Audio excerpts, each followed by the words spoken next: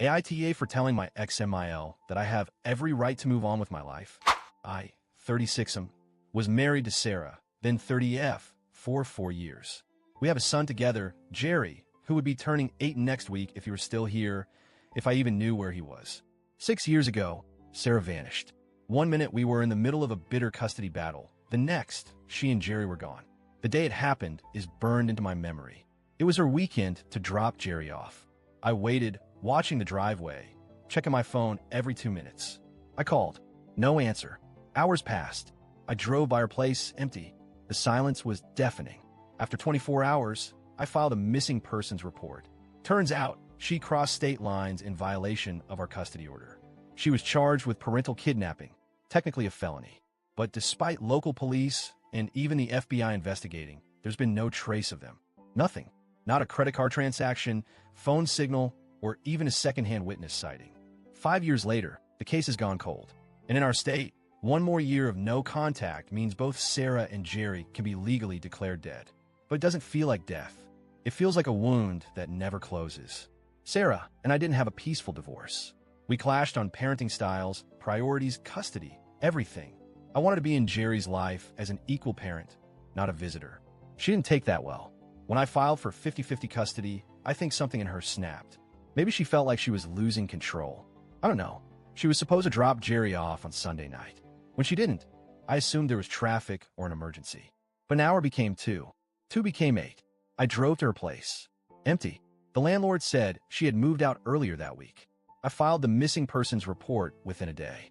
The police took it seriously, especially since we had a custody order in place. When they realized she had likely crossed state lines with Jerry without permission, it became federal. That led to an FBI investigation. But nothing turned up. It was like she'd evaporated into thin air. At first, I was desperate. I called every hospital, women's shelter, and airport. I scoured Facebook groups, Reddit threads, even dark web forums. Every possible lead led to a dead end. No passports flagged, no social security activity, no credit reports. It was like they just vanished. And so began the long wait. The ache that creeps into your bones. The birthdays missed. The holidays spent staring at an empty chair. Grief without closure is its own kind of torture. Grieving someone when you don't know if they're gone is the cruelest kind of pain. The first 2 years, I couldn't function. Every knock on the door, every child's voice in a supermarket, I flinched. I still remember standing in line at the DMV and hearing a little boy say "Daddy" behind me, and my knees nearly buckled. It wasn't Jerry, of course, but my brain wanted it to be so badly. I kept the same phone number, left his room untouched. I worked with police, private investigators, even a couple of online communities dedicated to missing persons. My ex-MIL, Sarah's mom, was incredibly supportive through all of this. We'd call each other every few months, trade possible leads, grieve together. She loved Jerry, and she missed him too. But after 5 years, something shifted. I started seeing a therapist. I started sleeping again. I still miss my son every single day, but I realized I couldn't keep putting my life on hold forever for a maybe. I wasn't betraying Jerry by breathing again. I was honoring the part of him that gave me joy, that taught me what love really is. About 6 months ago, I started dating someone. She knows everything. She's kind, patient, and doesn't try to fix me. She just lets me exist, finally, as a whole person again. We're not rushing into anything, but for the first time in years, I feel something like hope. Everything was going okay, until my ex-MIL found out I was in a new relationship.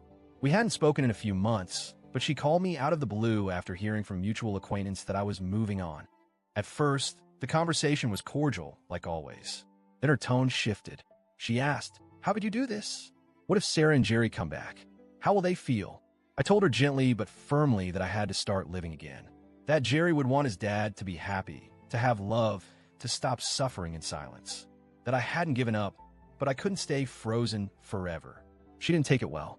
She told me I was betraying them both, that I was giving up too soon, that I should be ashamed. Her voice cracked, and I could hear her breaking over the phone. I know she's hurting. I know she's lost her daughter and grandson too.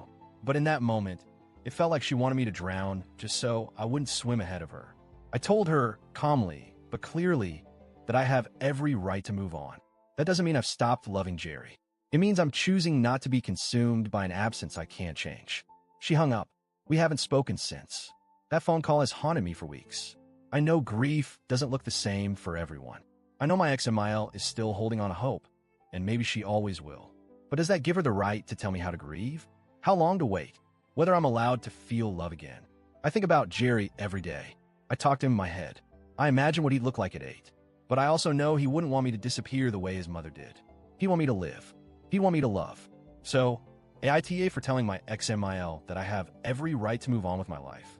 Or am I really betraying the memory of my son and ex-wife by trying to build something new?